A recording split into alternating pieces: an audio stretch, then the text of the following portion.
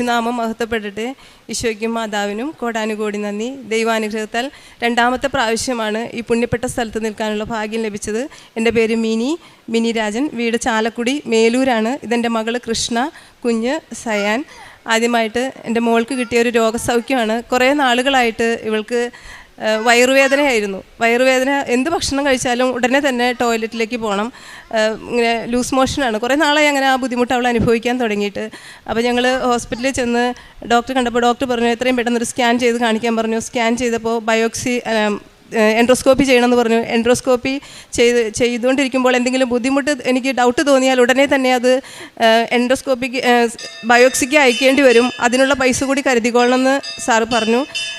ഞാൻ എൻ്റെ 8ാമത്തെ ഉടമ്പടിയിലാണ്. ഞാൻ 2019 തുടങ്ങി കൃപാസനത്തിൽ വന്ന് ഉടമ്പടി എടുത്ത് എൻ്റെ ഉടമ്പടി ജീവിതമാണ്. ഞാൻ എൻ്റെ മകളോട് പറഞ്ഞു ഒന്നുകൊണ്ടും പേടിക്കേണ്ട, ഒരു കുഴപ്പം വരില്ല. ഞാൻ ഇവൾക്ക് ഉടമ്പടി തൈലം വിശ്വാസ പ്രമാണം ചൊല്ലി, നമ്മുടെ അച്ഛൻ പറഞ്ഞിട്ടുണ്ട് വിശ്വാസ പ്രമാണം വിശ്വാസത്തോടെ ചൊല്ലി മനസ്താപ പ്രകരണം കൂടി ചൊല്ലിയിട്ട് വേണം നിങ്ങളത് ഉപയോഗിക്കാമെന്ന്. അതുപോലെ തന്നെ ഞാൻ ഇവളുടെ വയറ്റിലും നെറ്റിയിലും കുരിശ് വരച്ചു. എൻ്റെ മോൾക്ക് ഉപ്പ്, തേന്, തൈലം എല്ലാം ഞാൻ സ്ഥിരമായിട്ട് കൊടുക്കും. ഇതൊക്കെ ചെയ്തിട്ടാണ് ഞങ്ങൾ ബയോപ്സിക്ക് പോയത്.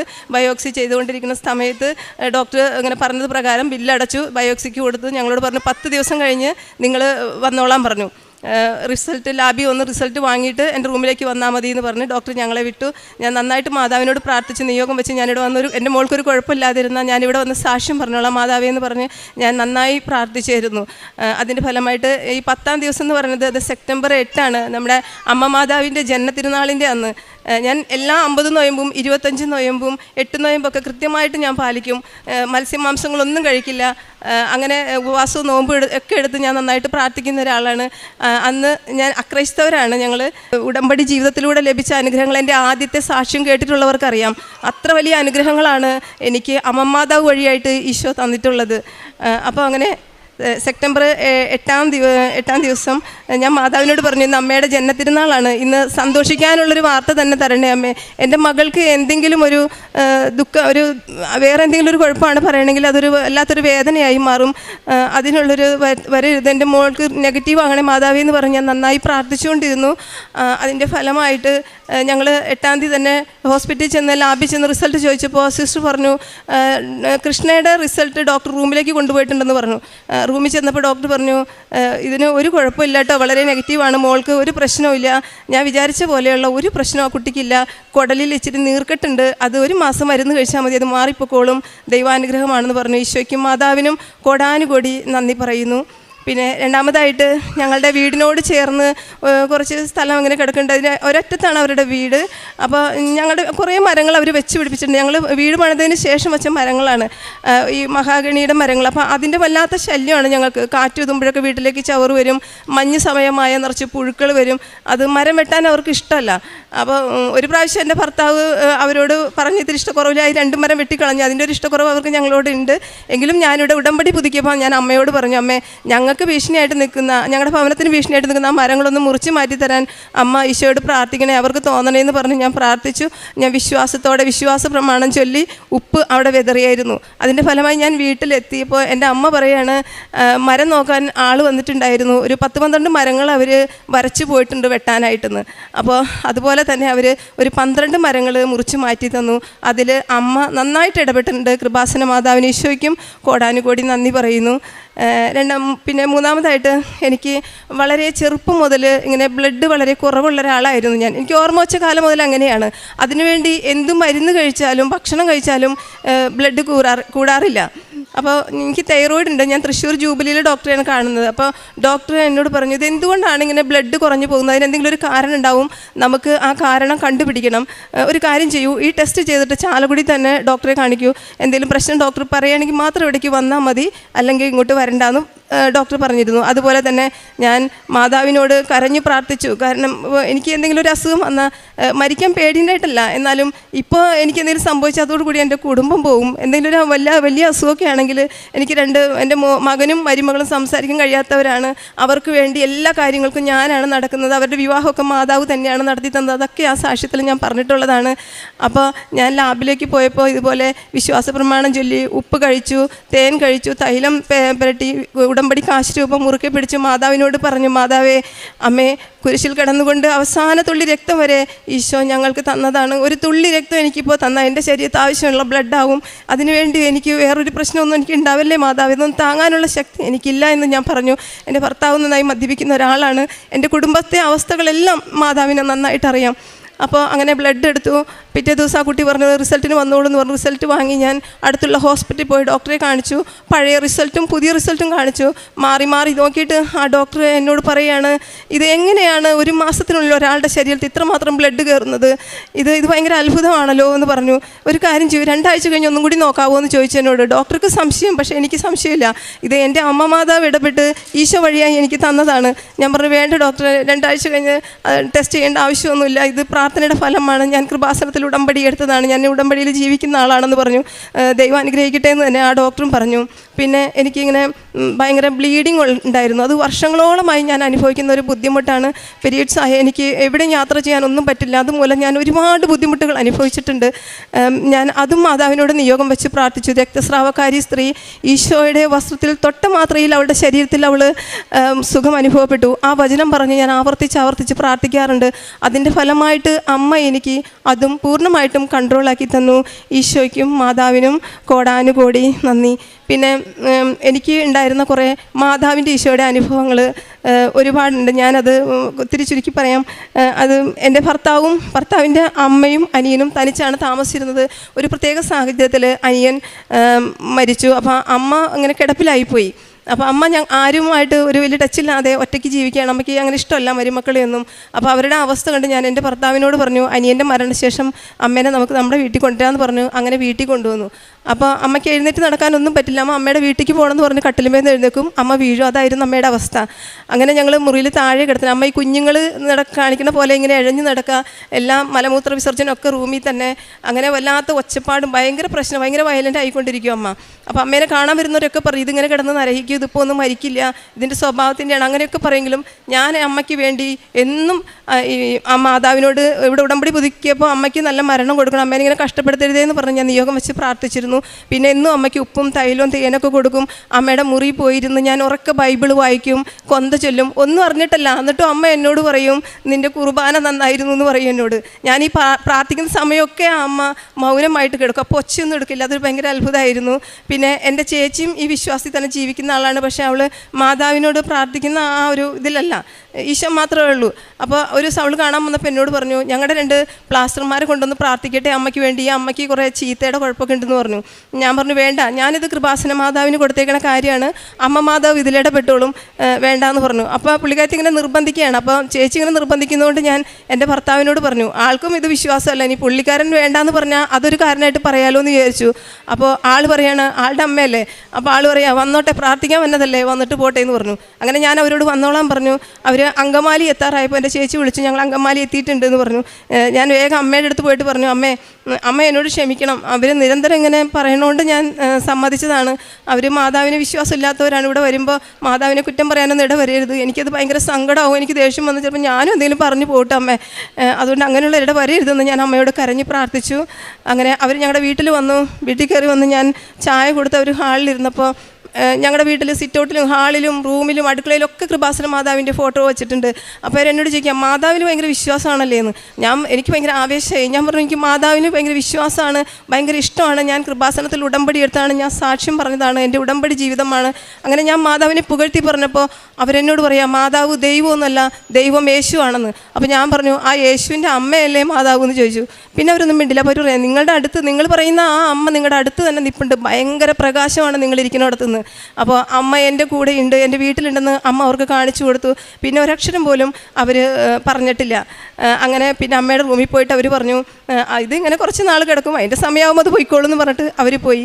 പക്ഷേ ഇതുപോലെ തന്നെ കഴിഞ്ഞ സെപ്റ്റംബറിൽ ഞാൻ 8 നോമ്പെടുത്ത് എൻ്റെ അമ്മയ്ക്ക് വേണ്ടി നന്നായിട്ട് പ്രാർത്ഥിച്ചു. അമ്മ ജീവിതത്തിൽ അറിഞ്ഞോ അറിയാതെ ആരെങ്കിലും വേദനിപ്പിക്കുകയോ തെറ്റ് ചെയ്തിട്ടുണ്ടെങ്കിൽ മാതാവ് ഈശോയോട് പ്രാർത്ഥിച്ച് അമ്മയ്ക്ക് മാപ്പ് കൊടുക്കണം, കഷ്ടപ്പെടുത്താതെ അമ്മയ്ക്ക് നല്ല മരണം കൊടുക്കണേ മാതാവേ എന്ന് പറഞ്ഞ് പ്രാർത്ഥിച്ചു കൊണ്ടിരുന്നു.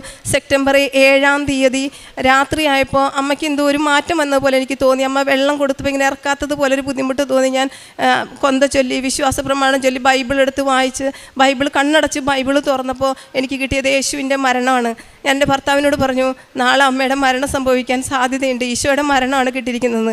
അതുപോലെ തന്നെ സെപ്റ്റംബർ 8-ാം തീയതി 8 മണിയായപ്പോൾ അമ്മ പെട്ടെന്നാണ് 2-3 പ്രാവശ്യം ഇങ്ങനെ വലിച്ചു, അമ്മ മരിച്ചു. അപ്പോൾ അമ്മ മാതാവിൻ്റെ ജന്മതിരുനാളിൻ്റെ അന്നാണ് ഞങ്ങളുടെ അമ്മയുടെ മരണം വീട്ടിൽ സംഭവിച്ചത്. പിന്നെ ഞാൻ പ്രേക്ഷിത പ്രവർത്തനങ്ങൾ, ഞാൻ ഇവിടുന്ന് എല്ലാ മാസവും ഞാൻ വന്ന് 3 കെട്ട് പത്രം വാങ്ങിക്കും. എൻ്റെ കൂടെ എൻ്റെ അയൽവാസിയും കൂട്ടുകാരിയുമായ സുശീല ചേച്ചിയും വരും. ഞങ്ങൾ ഒരുമിച്ചാണ് ഇവിടെ വന്ന് ഉടമ്പടി എടുക്കുന്നതും പുതുക്കുന്നതും പത്രത്തിനും പ്രേക്ഷിത പ്രവർത്തനത്തിനൊക്കെ പോകണം ഞങ്ങൾ ഒരുമിച്ചാണ്.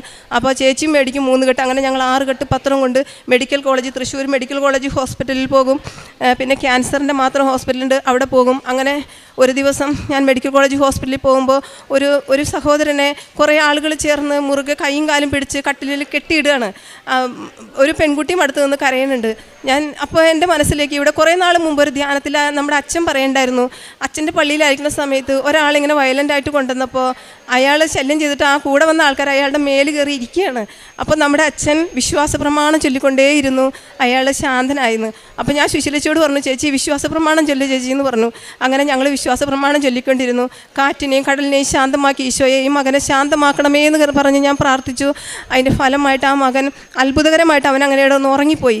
അവരൊന്നും കൂടി അവൻ്റെ കയ്യും കാലും കെട്ടിയിട്ട് പറഞ്ഞു, ഞങ്ങൾ വെളുപ്പിന് വന്നതല്ലേ, ഒരു ചായ കുടിച്ചിട്ട് വരട്ടേന്ന് പറഞ്ഞ് അവർ പുറത്തേക്ക് പോയി. ഇപ്പോൾ ഞാൻ ഓടിച്ചെന്ന് ആ മോളോട് ചോദിച്ചു, മോളെ ഇതാരാന്ന് ചോദിച്ചപ്പോൾ എൻ്റെ ഹസ്ബൻഡാ ചേച്ചി, എന്ത് പറ്റിയതാണെന്ന് ചോദിച്ചു. അത് ആൾ മാറി രാത്രിയിൽ ഒരു അടി കിട്ടിയതാണ്, ഞരമ്പ് ചതഞ്ഞിട്ടുണ്ട്, ഇടയ്ക്കിടയ്ക്ക് ഇങ്ങനെ വയലൻ്റ് ആവും, അപ്പോൾ ഇവിടെ കൊണ്ടുവരണതാന്ന് പറഞ്ഞു. അപ്പോൾ ഞാൻ പറഞ്ഞു, മോളെ ഞങ്ങൾ കൃപാസനത്തിൽ നിന്ന് വരുന്നതാണ്, ചേച്ചി ഉടമ്പടിയിലാണ് ജീവിക്കുന്നത്, എൻ്റെ കയ്യിൽ നേർച്ച വസ്തുക്കളെല്ലാം ഉണ്ട്. ഞാൻ ഈ കുട്ടിക്ക് പത്രം കൊടുത്തു, മാതാവിനെക്കുറിച്ചും ഇവിടെ നടക്കുന്ന ഓരോ അത്ഭുത സാക്ഷ്യങ്ങൾ, ജീവനുള്ള സാക്ഷ്യങ്ങളെക്കുറിച്ച് ഞാൻ ആ കുട്ടിയോട് പറഞ്ഞു, എൻ്റെ സാക്ഷ്യം പറഞ്ഞു. ആ മോൾക്ക് നല്ല വിശ്വാസമായി, ചേച്ചി വീട്ടിൽ പോയ ഉടനെ തന്നെ ഞാൻ ആലപ്പുഴ കൃപാസനത്തിൽ പൊക്കോളാമെന്ന് ആ കുട്ടി എന്നോട് പറഞ്ഞു. ഞാൻ പറഞ്ഞു, മോളെ എൻ്റെ കയ്യിൽ ഉടമ്പടിയുടെ സാധനങ്ങളുണ്ട്. ഞാൻ ആ കുട്ടിക്ക് ഉപ്പ്, ലോക്കറ്റ് എല്ലാം കൊടുത്തു. ഞാൻ ഒരു തുള്ളി തൈലം ഈ മോൻ്റെ നെറ്റിയിലൊന്ന് കുരിശ് വരച്ചോട്ടെ എന്ന് ചോദിച്ചു, പ്രാർത്ഥിക്കട്ടെ എന്ന് ചോദിച്ചപ്പോൾ ആ കുട്ടി ആ പ്രാർത്ഥിച്ചോ ചേച്ചി എന്ന് പറഞ്ഞു. പക്ഷേ എനിക്കൊരു പേടി, ഞാൻ തൊടുമ്പോഴെങ്ങാൻ അവരെഴുന്നേറ്റ അവിടെയുള്ള എല്ലാവരും കൂടി എന്നെ പിടിച്ച് അവിടെ കെട്ടിയിടും. കാരണം അത്ര പ്രശ്നം ഉണ്ടാക്കിക്കൊണ്ടിരുന്ന ആളാണ്. അപ്പോൾ ഞാൻ പറഞ്ഞു, മോളൊന്ന് തൊട്ട് നോക്കിയെന്ന് പറഞ്ഞു. അവൾ തൊട്ടപ്പോൾ ഒരു കുഴപ്പമില്ല. ഞാൻ മാതാവിൻ്റെ തൈല വിശ്വാസ പ്രമാണം ചൊല്ലി ആ മോൻ്റെ നെറ്റിയിൽ കുരിശിട്ട് കൊടുത്തു. ഞങ്ങൾ കുറേ സമയം ആ വാർഡിൽ, തൃശ്ശൂർ മെഡിക്കൽ കോളേജിൽ പോയിട്ടുള്ളവർക്കറിയാം, അത്ര വലിയ വാർഡാണ്. ഓരോ കട്ടിലിൻ്റെ അടുത്തും പോയി ഞങ്ങൾ അവരോട് സുവിശേഷം പറഞ്ഞാണ് ഞങ്ങൾ പേപ്പർ കൊടുക്കുന്നത്, ഓരോരുത്തരുടെ സാക്ഷ്യങ്ങൾ പറഞ്ഞ്. അങ്ങനെ ഒരുപാട് മക്കൾ, ഞാൻ അവരുടെ ഫോൺ നമ്പർ വാങ്ങിക്കും, ഞാൻ അവരുടെ കാര്യങ്ങൾ അന്വേഷിക്കും. പിന്നെ എനിക്ക് വരുമാനമൊക്കെ വളരെ കുറവുള്ളൊരു ജോലിയാണ്, എന്നാലും എനിക്ക് കിട്ടുന്ന വരുമാനത്തിൻ്റെ ഒരു വിഹിതം ഞാൻ പാവപ്പെട്ടവരെ സഹായിക്കാറുണ്ട്. അങ്ങനെ അവർക്ക് അയച്ചു കൊടുക്കും. പറ്റുന്നവരെ കൊണ്ട് അവരെ കൊണ്ട് ഞാൻ ചെയ്യിക്കും. പിന്നെ അങ്ങനെ ഒരുപാട് മക്കൾ ഇവിടെ വന്ന് ഉടമ്പടി എടുത്ത് പോയിട്ടുണ്ട്. അപ്പോൾ അതിനൊക്കെ മാതാവിനോട് ഞാൻ ഒരുപാട് നന്ദി പറയുകയാണ്. തൃശ്ശൂർ ടൗണിലിരിക്കുന്ന പാവങ്ങൾക്ക് പൊതിച്ചോറ് കൊണ്ടുപോയി ഞാൻ കൊടുക്കാറുണ്ട്. പിന്നെ പലരോടും ചോദിച്ച് ഞാൻ ഉപയോഗിക്കാൻ പറ്റുന്ന നല്ല വസ്ത്രങ്ങൾ കളക്ട് ചെയ്തിട്ട് എനിക്ക് പരിചയമുള്ളൊരു കുട്ടി അനാഥാലയത്തിൽ വർക്ക് ചെയ്യുന്നുണ്ട്. ആ കുട്ടിയോട് പറഞ്ഞ് അവർ വന്ന് ഇവിടെ നിന്നല്ല, കോട്ടയത്താണ്, അവർ വന്ന് ആ ഡ്രസ്സുകൾ കൊണ്ടുപോയി അവർക്ക് കൊടുക്കും. പിന്നെ മക്കളൊക്കെ ഉണ്ടായിട്ട് ഉപേക്ഷിച്ച് കളഞ്ഞ കുറേ മാതാപിതാക്കൾ താമസിക്കുന്ന സ്ഥലമുണ്ട്. അവിടെ പോയിട്ട് അവർക്ക് ഞങ്ങൾ സിസ്റ്ററോട് ചോദിച്ചു, എന്താ സിസ്റ്റർ ഞങ്ങൾ ഇവർക്ക് വേണ്ടി ചെയ്തു തരണ്ടേ, ഞങ്ങൾ ഭക്ഷണം ഉണ്ടാക്കി കൊണ്ടുവരട്ടെ എന്ന് പറഞ്ഞപ്പോൾ വേണ്ട, ഇവരെല്ലാവരും ഒരേ ഭക്ഷണം കഴിക്കുന്നവരല്ല, ഇവർ കഴിക്കുന്ന ഭക്ഷണങ്ങൾ നോക്കി തന്നെ വേണം ഇവർക്ക് കൊടുക്കാനായിട്ട്. അപ്പോൾ നിങ്ങളൊരു കാര്യം ചെയ്യും, അങ്ങനെ നിർബന്ധമാണെങ്കിൽ കുറച്ച് സാധനങ്ങൾ വാങ്ങി തന്നാൽ എന്ന് പറഞ്ഞാൽ സിസ്റ്റർ ഒരു ലിസ്റ്റ് തന്നു. ആ ലിസ്റ്റ് പ്രകാരമുള്ള എല്ലാ സാധനങ്ങളും ഞങ്ങൾ വാങ്ങിക്കൊടുത്തു. 25 അമ്മമാരുണ്ട്. അമ്മമാർക്ക് കാല് ചവിട്ടാൻ ഒരു ചവിട്ടി വാങ്ങി തരുമെന്ന് എന്നോട് ചോദിച്ചു. ഞാൻ 25 അമ്മമാർക്കും ഞങ്ങൾ ചവിട്ടി വാങ്ങിക്കൊടുത്തു, ഇരുന്നിട്ട് കാല് ചവിട്ടാനായിട്ട്. അങ്ങനെ ഞങ്ങളെ കൊണ്ട് പറ്റാവുന്ന എല്ലാ തരത്തിലുമുള്ള സഹായങ്ങൾ. അച്ഛൻ പറഞ്ഞിട്ടുണ്ട്, ഉടമ്പടി ജീവിതം. ഉടമ്പടി എന്തിനാണ്? ഉടമ്പടി ജീവിക്കാനാണ്. ഞാൻ ഉടമ്പടിയിൽ ജീവിക്കുകയാണ്. ഞാൻ എൻ്റെ ഈശോയ്ക്കും മാതാവിനും നന്ദി പറഞ്ഞുകൊണ്ട് ഈശോയുടെ ജീവിക്കുന്ന സാക്ഷിയായിട്ട് എൻ്റെ മരണം വരെ ഞാൻ ഈ ഉടമ്പടിയിൽ ജീവിക്കും. ഉടമ്പടി വഴിയാണ് ഞാൻ സ്ഥാനപ്പെട്ട് ജീവിക്കുന്നത്. അക്രൈസ്തവരായതുകൊണ്ട് മറ്റ് വേറെ ഒന്നും പറ്റില്ല. വീട്ടിലുള്ള ബുദ്ധിമുട്ടുകളും വീട്ടിലുള്ളവരുടെ കാര്യങ്ങളൊക്കെ നോക്കണമല്ലോ. അപ്പോൾ അതുകൊണ്ട് എൻ്റെ അച്ഛന് ഈ കഴിഞ്ഞ ധ്യാനത്തിൽ തന്നെ അച്ഛൻ പറഞ്ഞു, നിങ്ങളുടെ വീട്ടിൽ ഒരാളെങ്കിലും തീക്ഷ്ണമായിട്ട് ഈ വിശ്വാസത്തിൽ നിന്നാൽ മതി, അതുവഴിയായിട്ട് കുടുംബം രക്ഷപ്പെടുമെന്ന്. പിന്നെ ഒരു കാര്യം ഞാൻ പറയാൻ വിട്ടുപോയത്, അത് ഈ നമ്മുടെ അച്ഛൻ അനുദിന അനുഗ്രഹ പ്രാർത്ഥന, അതായത് മോളുടെ ബയോപ്സിക്ക് കൊടുത്തിട്ട് തിങ്കളാഴ്ചയാണ്, ചൊവ്വാഴ്ച അച്ഛൻ അനുദിന അനുഗ്രഹ പ്രാർത്ഥനയിൽ പറയുകയാണ്, ഒരു രോഗത്തെ ഭയന്നിരിക്കുന്നവരോട് ഈശോ പറയുന്നു ആ രോഗത്തോട് പോയി പണി നോക്കാൻ. അപ്പോൾ എൻ്റെ ചങ്ക് പൊട്ടിപ്പോയി, നെഞ്ച് പൊട്ടി. ഞാൻ അമ്മയെന്ന് പറഞ്ഞ് കരഞ്ഞു. ഞങ്ങൾ ഭയന്നിരിക്കുകയാണ് ഒരു രോഗത്തെ. അത് തന്നെയാണ് അച്ഛൻ പറഞ്ഞത്. ആ ചൊവ്വാഴ്ച തന്നെ അച്ഛൻ ധ്യാനത്തിലും പറയുന്നു, കെ എന്ന അക്ഷരം ഈശോ കാണിക്കുന്നു. അത് ആ കെ എന്ന അക്ഷരത്തിൽ തുടങ്ങുന്ന ഏതാണെന്നൊന്നും എനിക്കറിയില്ല, പക്ഷേ അവർ ഭയന്നിരിക്കുന്ന കാര്യം ഈശോ ഏറ്റെടുത്തിരിക്കുന്നു എന്ന് നമ്മുടെ അച്ഛൻ പറഞ്ഞു. ആ ധ്യാനം റിപ്പീറ്റ് ചെയ്ത് കേട്ട് കഴിഞ്ഞാൽ ആൾക്കാർക്ക് മനസ്സിലാവും അത്. അങ്ങനെ ഒരുപാട് അനുഗ്രഹങ്ങൾ എനിക്കും എൻ്റെ കുടുംബത്തിന് ഈശോയും മാതാവും തന്നിട്ടുണ്ട്. എത്ര നന്ദി പറഞ്ഞാലും മതിയാവില്ല. ഇനിയുള്ള കാലവും ഉടമ്പടിയിൽ ജീവിച്ചുകൊണ്ട് നല്ലൊരു പ്രേക്ഷിതയായി ജീവിക്കുമെന്ന് ഞാൻ ഈശോയ്ക്കും മാതാവിനും വാക്ക് തരുന്നു. യേശുവേ നന്ദി, യേശുവേ സ്തുതി, യേശുവേ സ്തോത്രം. സങ്കീർത്തനങ്ങൾ 68, 19, 20 തിരുവചനങ്ങൾ. അനുദിനം നമ്മെ താങ്ങുന്ന കർത്താവ് വാഴ്ത്തപ്പെടട്ടെ. ദൈവമാണ് നമ്മുടെ രക്ഷ. നമ്മുടെ ദൈവം രക്ഷയുടെ ദൈവമാണ്. മരണത്തിൽ നിന്നുള്ള മോചനം ദൈവമായ കർത്താവാണ് നൽകുന്നത്. മിനി രാജൻ എന്ന ഈ സഹോദരി തൻ്റെ ഉടമ്പടി ജീവിതാനുഭവ സാക്ഷ്യമാണ് നമ്മളോട് പങ്കുവെച്ചത്. ഏതാണ്ട് 8ഓളം വിഷയങ്ങളാണ്, 8ഓളം മേഖലകളിൽ ലഭിച്ച മരിയൻ ഉടമ്പടി സൗഖ്യാനുഭവങ്ങളും ജീവിതാനുഗ്രഹങ്ങളുമാണ് സഹോദരി വാക്കിലൂടെ പങ്കുവെച്ചത്. ഈ സാക്ഷ്യത്തിൻ്റെ പ്രത്യേകത, അക്രൈസ്തവ മകൾ എത്ര കണ്ട് സ്നേഹത്തോടെ സന്തോഷത്തോടെ ഉടമ്പടി സ്നാനം സ്വീകരിച്ച് പരിശുദ്ധമ്മയ്ക്ക് ദൈവനാമത്തെ മഹത്വപ്പെടുത്തിക്കൊണ്ട് സ്വജീവിതം സമർപ്പിച്ചിരിക്കുന്നു എന്നതാണ്. സഹോദരിയുടെ വാക്കുകളിൽ കുടുംബത്തിൽ ഓരോരുത്തർക്കും ലഭിച്ച സൗഖ്യങ്ങളെക്കുറിച്ച് പറയുന്നുണ്ട്. അത് കൃഷ്ണ എന്ന മകൾക്കുണ്ടായ സൗഖ്യത്തെക്കുറിച്ച് സൂചിപ്പിച്ചു. സഹോദരിയുടെ ബ്ലീഡിംഗ് സംബന്ധമായ രോഗത്തിൻ്റെ സൗഖ്യത്തെക്കുറിച്ച് സൂചിപ്പിച്ചു. സഹോദരിക്കുണ്ടായ മറ്റൊരു രോഗത്തിൻ്റെ സൗഖ്യത്തെക്കുറിച്ച് സൂചിപ്പിച്ചു. ആ വീടിനരികിൽ മഹാഗണി പോലെയുള്ള മരങ്ങൾ ഉണ്ടായിരുന്നത് മൂലം അനുഭവിച്ചിരുന്ന ക്ലേശങ്ങൾ, അത് ഒരു വാക്ക് പറയുക പോലും ചെയ്യാതെ അമ്മയുടെ അരികിൽ നിയോഗം എഴുതി സമർപ്പിച്ചപ്പോൾ 10-12 മരങ്ങൾ വീടിനോട് ചേർന്ന് നിന്നത് ഒരു വാക്ക് പോലും പറയാതെ അവരത് മുറിച്ചു നീക്കി വീടിന് സംരക്ഷണം നൽകിയതിനെക്കുറിച്ച് സൂചിപ്പിച്ചു. പിന്നെ മറ്റുള്ളവർക്ക് ഓരോ അവസരത്തിലും ഉടമ്പടി ജീവിതത്തിൽ പ്രാർത്ഥിച്ചവർക്ക് ലഭിച്ച സംരക്ഷണത്തെക്കുറിച്ച് സൂചിപ്പിച്ചു. പ്രത്യേകിച്ച് തൃശ്ശൂർ മെഡിക്കൽ കോളേജിൽ വളരെ വയലൻ്റായിട്ടുള്ള ഒരു രോഗിക്കരികിൽ വിശ്വാസ പ്രമാണം ചൊല്ലി പ്രാർത്ഥിക്കുകയും ഉടമ്പടി തൈലം പൂശി പ്രാർത്ഥിക്കുകയും ചെയ്തപ്പോൾ വളരെ വേഗത്തിൽ ആ വ്യക്തി ശാന്തനായി തീർന്നതിനെക്കുറിച്ച് സഹോദരി സൂചിപ്പിച്ചു. അങ്ങനെ സൗഖ്യാനുഭവങ്ങളെ, ജീവിത മേഖലകളിൽ ലഭിച്ച സംരക്ഷണത്തിൻ്റെയും പ്രത്യേക ഇടപെടലിൻ്റെയും അനുഭവങ്ങളെയൊക്കെയും സഹോദരി തൻ്റെ വാക്കുകളിലൂടെ ഈ അൾത്താരയിൽ സാക്ഷ്യപ്പെടുത്തുന്നുണ്ട്. പക്ഷേ നമ്മളെ വല്ലാതെ സ്വാധീനിക്കുന്നത് ആ ജീവിതത്തിൻ്റെ വിശ്വാസ വെളിച്ചമാണ്. എത്ര കണ്ട് അമ്മ മാതാവിൽ അടിയുറച്ച് വിശ്വസിക്കുന്നു, വിശ്വസ്തയോടുകൂടി ഉടമ്പടി ജീവിക്കുന്നു, ഉടമ്പടിയുടെ ഓരോ കാര്യത്തിലും എത്ര കണ്ട് അത് ദൈവാനുഭവത്തിന് കാരണമാകുമെന്ന ബോധ്യത്തോടു കൂടി ജീവിക്കുവാനും പങ്കുവയ്ക്കുവാനും പ്രഘോഷിക്കുവാനും സഹോദരിക്ക് ധൈര്യമുണ്ട്. അതിനുവേണ്ടി തൻ്റെ ജീവിതത്തെ സമർപ്പിച്ചിരിക്കുന്നുവെന്ന് വാക്കുകളിലൂടെ നമുക്ക് വെളിപ്പെടുത്തി തരികയാണ്. സഹോദരിയുടെ കാരുണ്യ പ്രവൃത്തികളെക്കുറിച്ച്, പ്രേക്ഷിത ജീവിതത്തെക്കുറിച്ച് വളരെ തെളിമയോടുകൂടി നമ്മളോട് പങ്കുവയ്ക്കുന്നുണ്ട്. പ്രിയമുള്ളവരെ, ഉടമ്പടി ജീവിതം അത് കേവലം എന്തെങ്കിലും ചൊല്ലുന്നൊരു പ്രാർത്ഥനയുടെ ജീവിതമല്ലെന്ന്, ഉടമ്പടി ജീവിതം വ്യക്തമായും ദൈവസന്നിധിയിൽ നമുക്ക് നമ്മുടെ ജീവിതത്തെ ഉറപ്പോടുകൂടി കൊടുക്കുവാൻ, ഞാൻ ദൈവത്തെ സ്നേഹിക്കുന്നു, ഞാൻ ദൈവനാമത്തെ മഹത്വപ്പെടുത്തുന്നു, ദൈവം ആഗ്രഹിക്കുന്ന വഴികളിലൂടെ എൻ്റെ ജീവിതത്തെ ഞാൻ നയിച്ചുകൊണ്ടിരിക്കുന്നുവെന്ന് ദൈവത്തിന് വിശ്വസിക്കുവാൻ പറ്റുന്ന വിധത്തിൽ എൻ്റെ ജീവിതത്തെ കൊടുക്കുന്ന ഒരു പ്രാർത്ഥനാ പ്രവർത്തന പദ്ധതിയാണെന്ന് ജോസഫ് അച്ഛൻ ആവർത്തിച്ച് നമ്മോട് പറയുന്നു. അതിൻ്റെ സാക്ഷ്യമാണ് ഈ മകൾ ഈ അൾത്താരയിൽ ഇപ്പോൾ പങ്കുവെച്ചുകൊണ്ടിരുന്നത്. പ്രിയമുള്ളവരെ, ഉടമ്പടി നമ്മളോട് ചോദിക്കുന്നത് എത്ര കണ്ട് ദൈവത്തിന് നമ്മളെ വിശ്വസിക്കുവാനാവും, എത്ര കണ്ട് ജീവിതത്തിൻ്റെ പ്രതിസന്ധികളിൽ പതറാതെ ദൈവനാമത്തെ മഹത്വപ്പെടുത്തിക്കൊണ്ട് നമ്മൾ ഓരോരുത്തരും മുന്നേറിക്കൊണ്ടിരിക്കും, എത്ര കണ്ട് നമുക്ക് ലഭിക്കുന്ന സാഹചര്യങ്ങളിൽ, നമുക്ക് ലഭിച്ചിരിക്കുന്ന വരുമാനങ്ങളിൽ, നമുക്ക് ലഭിച്ചിരിക്കുന്ന കുടുംബത്തിൻ്റെ നല്ല സാധ്യതകളിൽ മറ്റുള്ളവർക്ക് വേണ്ടി ദൈവസ്നേഹത്തോടുകൂടി കരുണയുടെ കരങ്ങളായി ജീവിക്കുവാൻ നമ്മൾ കാരുണ്യ പ്രവൃത്തികൾ ചെയ്തുകൊണ്ട് ദൈവനാമത്തെ മഹത്വപ്പെടുത്തും. നമ്മൾ അല്പം മാത്രം കൊടുക്കുന്നവരാണെങ്കിൽ അല്പം മാത്രം സ്വീകരിക്കുന്നവരാകും. നമ്മുടെ ഹൃദയം തുറന്ന് ജീവിതത്തിലുള്ളത് മുഴുവനും കൊടുക്കുവാൻ സന്നദ്ധമാകുമ്പോൾ ജീവിതത്തിൻ്റെ ഏത് വലിയ ദുരിതത്തിൽ നിന്നും കരം പിടിച്ച് കയറ്റുന്ന തമ്പുരാൻ്റെ സംരക്ഷണം ജീവിതത്തോട് ചേർത്ത് നമുക്ക് അനുഭവിക്കുവാനാവും. സഹോദരി തൻ്റെ കാരുണ്യ പ്രവൃത്തിയുടെ മേഖലകളെ വ്യക്തമായി നമ്മളോട് പറഞ്ഞു. എന്തും കൊടുക്കുവാൻ, എത്ര കണ്ടും സഞ്ചരിക്കുവാൻ, എത്ര സന്തോഷത്തോടു കൂടിയും മറ്റുള്ളവരുടെ കണ്ണീരൊപ്പുന്ന പ്രവൃത്തികളിൽ വ്യാപരിക്കുവാൻ സഹോദരി എത്ര കണ്ട് ജീവിക്കുന്നുവെന്ന് നമ്മളോട് ഓർമ്മപ്പെടുത്തി. അത് തന്നെ പ്രേക്ഷിത മേഖലയിലും സഹോദരി സൂചിപ്പിച്ചു. ഞാൻ മറ്റുള്ളവരോട് ഇറങ്ങിച്ചെന്ന് എൻ്റെ കർത്താവിനെ കുറിച്ച് പറയുവാൻ, എൻ്റെ ഈശോ എനിക്ക് നൽകിയിരിക്കുന്ന വചനത്തിൻ്റെ ബോധ്യത്തിൽ സംസാരിക്കുവാൻ ഞാൻ എപ്പോഴും ശ്രദ്ധിക്കുമെന്ന് സഹോദരി സൂചിപ്പിച്ചു.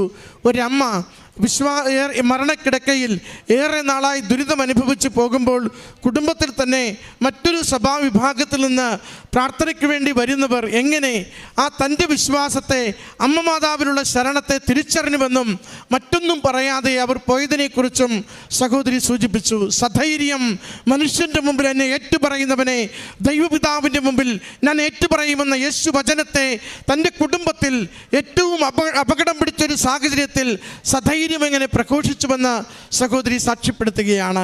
എത്ര കണ്ട് വചനം മാംസം ധരിച്ചൊരു ജീവിതമാണിത്. എത്ര കണ്ട് പരിശുദ്ധ അമ്മ മാതാവിൻ്റെ ഉടമ്പടി ജീവിതത്തെ പ്രത്യക്ഷീകരണത്തിന് സാക്ഷിയായി സ്വയം സമർപ്പിക്കുവാൻ തന്നെ സമർപ്പിച്ചിരിക്കുന്ന ഒരു ജീവിതമാണിത്. എത്ര കണ്ട് മറ്റുള്ളവരോട് ദൈവസ്നേഹത്തോടു കൂടി കരുണയെക്കുറിച്ച്, സമാധാനത്തെക്കുറിച്ച്, പ്രാർത്ഥനയുടെ ഫലസിദ്ധിയെക്കുറിച്ച് പറയുവാൻ പറ്റും വിധം സഹോദരി ജീവിച്ചു കൊണ്ടിരിക്കുന്നു. നമുക്ക് നമ്മുടെ ജീവിതങ്ങളെ പരിശോധിക്കാം, ഉടമ്പടി മേഖലകളെ പരിശോധിക്കാം. എവിടെയെങ്കിലുമൊക്കെ പിശുക്കുണ്ടെങ്കിൽ അത് തിരുത്തുവാൻ വേണ്ടി തീരുമാനിക്കാം. ദൈവനാമത്തെ മഹത്വപ്പെടുത്തി സുവിശേഷത്തിന് സാക്ഷ്യം വഹിച്ചുകൊണ്ട് കാരുണ്യ പ്രവൃത്തികളിൽ ബലം പ്രാപിച്ച് നമുക്ക് നമ്മുടെ ജീവിതം ഉടമ്പടിയിൽ കൂടുതൽ നമുക്ക് ഉറപ്പിക്കുവാൻ ശ്രദ്ധിക്കാം. സഹോദരി പറഞ്ഞതുപോലെ തന്നെ ഉടമ്പടി ഞാൻ ജീവിക്കുന്നു, അമ്മയുടെ പ്രത്യക്ഷീകരണത്തിൻ്റെ പ്രേക്ഷിതയായി മരണം വരെ എൻ്റെ ജീവിതത്തെ സമർപ്പിക്കുവാൻ ഞാൻ തീരുമാനിച്ചിരിക്കുന്നു.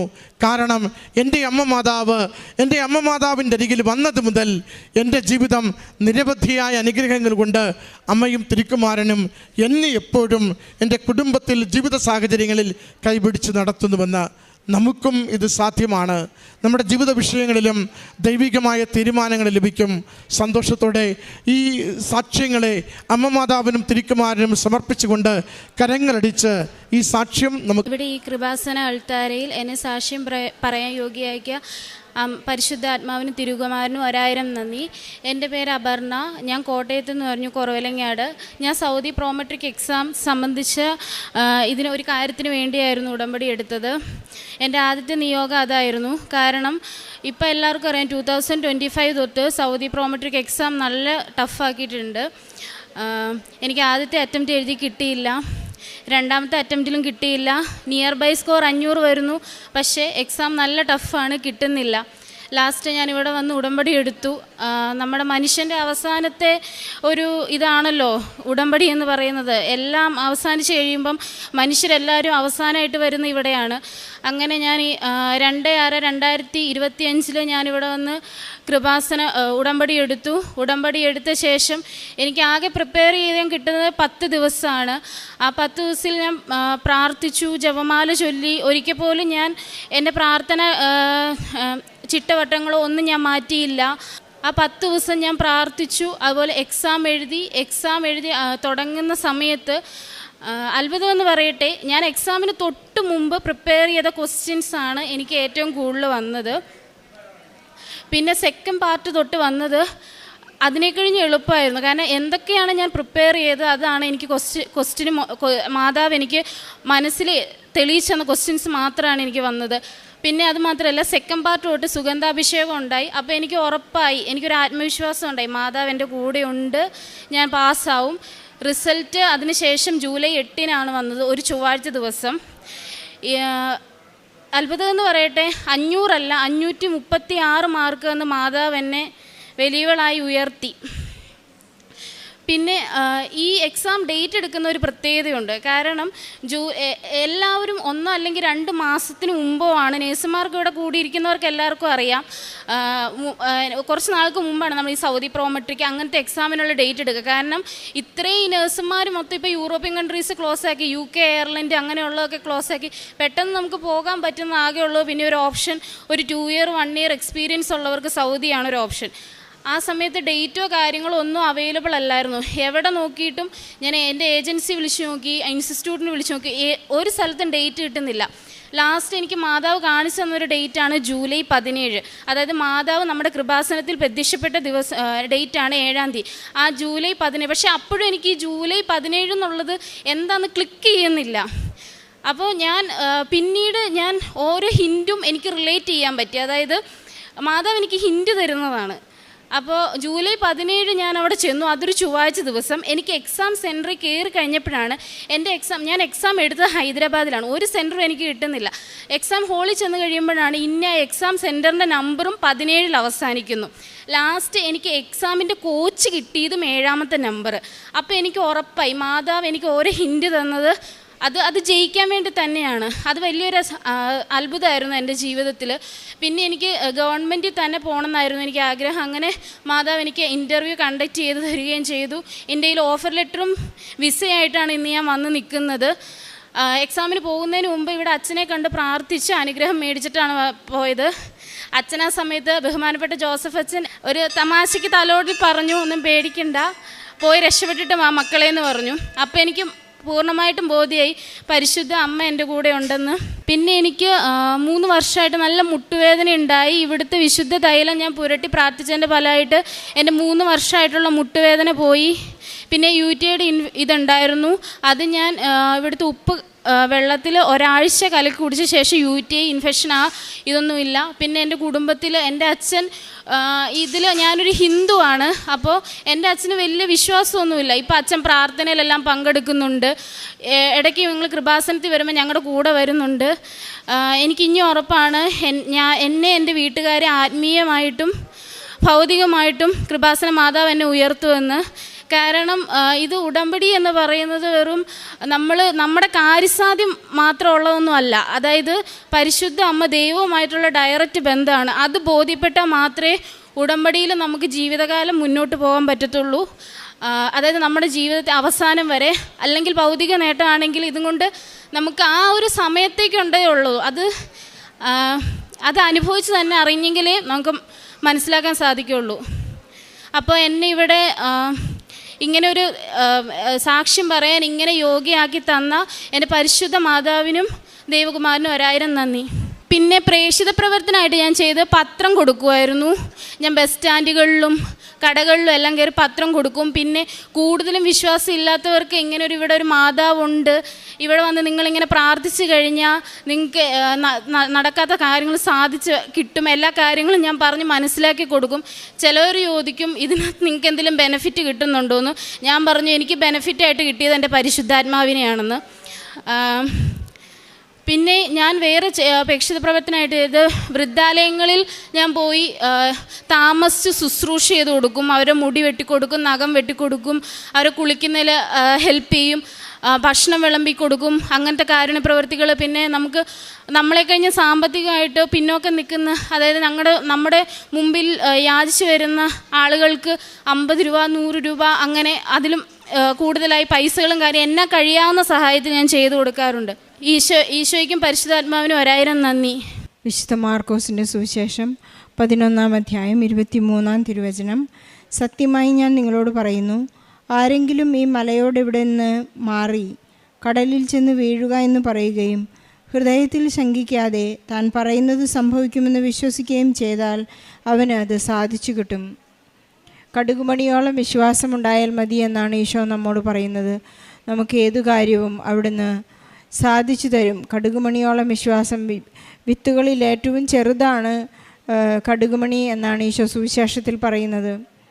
അത്രമാത്രം വിശ്വാസം നമുക്കുണ്ടെങ്കിൽ നമുക്ക് വലിയ കാര്യങ്ങൾ, വലിയ അത്ഭുതങ്ങൾ നമ്മുടെ ജീവിതത്തിൽ സംഭവിക്കുമെന്നാണ് ഈശോ നമുക്ക് ഉറപ്പ് നൽകുന്നത്.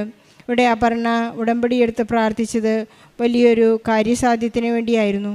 പക്ഷേ കാര്യം നടന്നു കഴിഞ്ഞപ്പോൾ മനസ്സിലായി ഉടമ്പടി എടുക്കുന്നത് ഒരു കാര്യസാധ്യത്തിന് വേണ്ടിയല്ല, പരിശുദ്ധാത്മാവിൻ്റെ പ്രചോദനമനുസരിച്ച് നിത്യമായി ഈശോയോട് കൂടി ഇരിക്കുവാൻ, ദൈവത്തോടു കൂടെ നടക്കുവാനുള്ള ഒരു പ്രാർത്ഥനാ പദ്ധതിയാണ്. ഇത് മറ്റുള്ളവർക്ക് വേണ്ടി, ഈശോയ്ക്ക് വേണ്ടി ചെയ്യുന്നതെല്ലാം മറ്റുള്ളവരിലൂടെയാണ് ഈശോയിലേക്ക് എത്തുന്നതെന്നൊരു വലിയ ജീവിത പാഠം, ഗുണപാഠം ഈ മകൾ പഠിക്കുകയുണ്ടായി. ഇന്നെനിക്ക് അങ്ങനെയുള്ള യാതൊരു ഭൗതിക ആവശ്യങ്ങളെക്കാൾ ഉപരി എനിക്ക് പരിശുദ്ധാത്മാവിനെ ലഭിച്ചു എന്നുള്ളതാണ് എനിക്ക് കിട്ടിയ ഏറ്റവും വലിയ ബെനിഫിറ്റ്. ബിസിനസ്സുകളിൽ ചോദിക്കുന്നതാണ്, എന്താണ് ബെനിഫിറ്റ്, ഈ ബിസിനസ്സിൽ നിന്ന് നിനക്ക് എന്ത് കിട്ടി, ഇതൊരു ബിസിനസ്സാണോ അല്ലയോ എന്ന് ഈ മകൾ തന്നെ ചോദിക്കുന്നവരോട് ഉത്തരം പറയുന്നുണ്ട്. എനിക്ക് ഈ കൃപാസനത്തിൽ പോയി പരിശുദ്ധ അമ്മയെ കാണുമ്പോഴുള്ള ബെനിഫിറ്റ് എനിക്ക് പരിശുദ്ധാത്മാവിനെ കിട്ടി എന്നാണ്. പരിശുദ്ധാത്മാവ് പരിശുദ്ധ അമ്മയുടെ മണവാട്ടിയാണ്.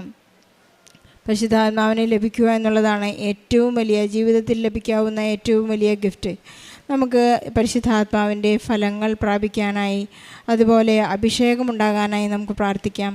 ജോസഫ് അച്ഛൻ നമ്മെ ഓർമ്മിപ്പിക്കുന്നതാണ്, അനുഗ്രഹങ്ങൾ അടിച്ചു മാറ്റുന്നതിൽ മാത്രമല്ല അതിൽ തങ്ങി നിൽക്കാതെ കൃപകളാൽ നിറയാനും, കൃപകളെ നമുക്ക് അഭിഷേകമായി മാറ്റി ലോകം മുഴുവനിലേക്കും അനന്തതയോളം നിത്യതയോളം ഈശോയെ എത്തിക്കാനുള്ള വലിയ സുവിശേഷ പദ്ധതികൾ നമുക്ക് പ്ലാൻ ചെയ്യാം എന്നാണ് ഈശോ നമ്മെ പഠിപ്പിക്കുന്നത്. ഈശോയോട് കൂടി ആയിരിക്കുക എന്നുള്ളത് ഏറ്റവും വലിയ സൗഭാഗ്യമായി അപർണ കാണുകയാണ്. അതുപോലെ തന്നെ അപർണയ്ക്ക് പലപ്പോഴും പരിശുദ്ധ അമ്മയുടെ സാമീപ്യം ലഭിച്ചിട്ടുണ്ട്. സുഗന്ധാഭിഷേകം നൽകി മകളെ ഒരുപാട് അനുഗ്രഹിച്ചിട്ടുണ്ട്. 3 വർഷമായിട്ടുണ്ടായിരുന്ന ഒരു വലിയ മുട്ടുവേദന ഇവിടുത്തെ വിശുദ്ധ വസ്തുക്കൾ ഉപയോഗിച്ചപ്പോൾ അത് അപർണയ്ക്ക് സൗഖ്യം ലഭിച്ചു എന്ന് സാക്ഷ്യപ്പെടുത്തുന്നു. നമ്മുടെ ഏതാവശ്യത്തിലും പരിശുദ്ധ അമ്മയോട് നമുക്ക് മാധ്യസ്ഥം അപേക്ഷിക്കാം. ഉടൻ പരിഹാരം നൽകുന്ന പരിശുദ്ധ അമ്മ നമ്മുടെ നിലവിളികൾക്കും കണ്ണുനീരുമെല്ലാം എപ്പോഴും ഉത്തരം നൽകിക്കൊണ്ടിരിക്കും. ഒന്ന് മാത്രം മതി, നാം വിശ്വസ്തരായിരിക്കുക. നമുക്ക് ഈശോയ്ക്കും പരിശുദ്ധ അമ്മയ്ക്കും നല്ലൊരു കൈയടി നൽകി അപർണയുടെ സാക്ഷ്യം നമുക്ക് സമർപ്പിക്കാം.